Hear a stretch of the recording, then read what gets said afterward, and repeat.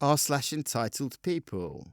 This post is posted by u/bthplane. It's titled Choosing Beggars at the Library. I went to the local library and after checking out my books, I hear a woman across the room loudly saying, "Sir, excuse me, sir." Eventually she walks towards me and I realise she's talking to me. And then she asks if I can help someone reach something. I'm a tall guy and I've been asked many times over the years to reach something up high in a cabinet or whatnot, so I'm used to the tall person requests. I say sure, and then she points me to some employee in another area. I walk over and ask her, "Did you need a tall person for something?" She shoots me a look like I'm bugging her. She says something about some books at a recycling bin, then proceeds to turn her back and go back to what she was doing. Already I'm confused. I don't work there, nor do I have any idea what she's talking about or asking me to do. I stand there for a minute and she's basically ignoring me. So I tell her, "I don't know what you're asking me to do. You need to explain." She gets a look on her face like I'm somehow inconveniencing her. And now I'm starting to get a little annoyed. She says with some attitude, "Do I need to show you?" Exasperated at this point, I say yes. I have no idea what you're talking about. She flippantly says, "You're not going to murder me, are you?" I laugh at the absurdity of this statement, but at this point I'm considering just leaving. She leads me outside, points towards the back of a building and says, "Just grab as many books as you can, but not any country romance," and proceeds to go back inside, leaving me outside alone, completely baffled.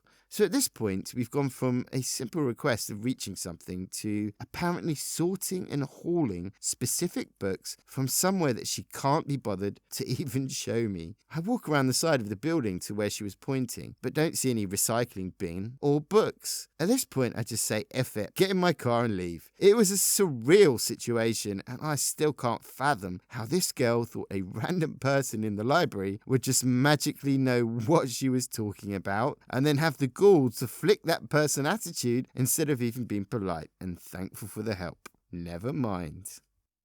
r/entitledpeople. This post is posted by u/cry until you smile.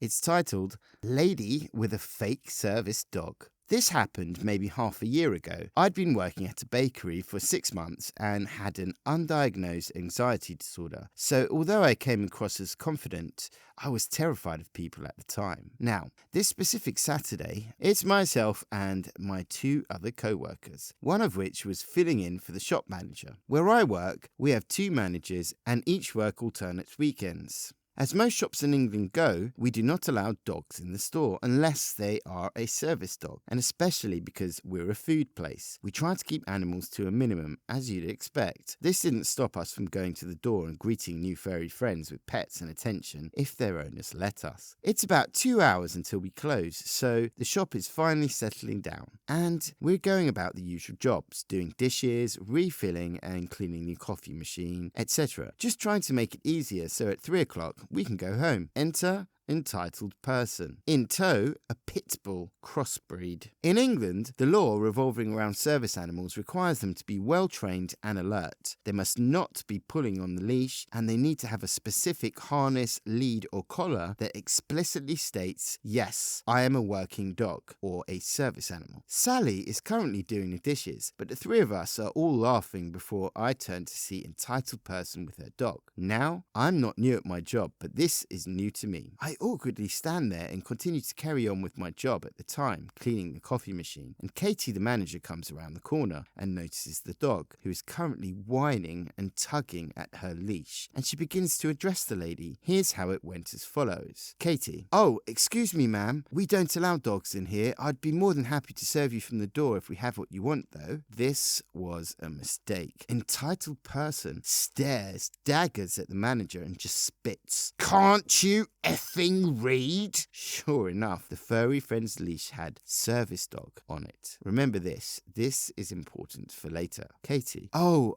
I'm so sorry. I couldn't see that from the angle your dog was standing." "You should be effing ashamed. Addressing me like that? I have anxiety. "How dare you?" Katie stands there dumbfounded and just walks back around the corner. My turn. I take a short breath and turn around to talk. "Hi there, can I get you anything?" Entitled person cuts me off and simply glared at me. "I have the mind to call the police on her. She's put me through hardships because of that. I hope you're happy." I'm already beginning to clam up, and as stated before, I had an undiagnosed anxiety disorder at the time. When trying to prolong an attack, I get an awful stutter and can't make eye contact. "Sorry, can I get you anything?" Entitled person then proceeds to rip me a new one, berating me for my behaviour and claiming I don't support the disabled, not the shop. Me. So what do? I begin forgetting how to breathe, and I quickly run around the corner to join Katie, who proceeds to try and talk me down from my panic. Entitled person gets served and then walks out screaming about discrimination or something or other, telling how she wants to have my manager arrested. Sally watched as the service dog jumps up at the woman, not to start grounding her, but to get her food.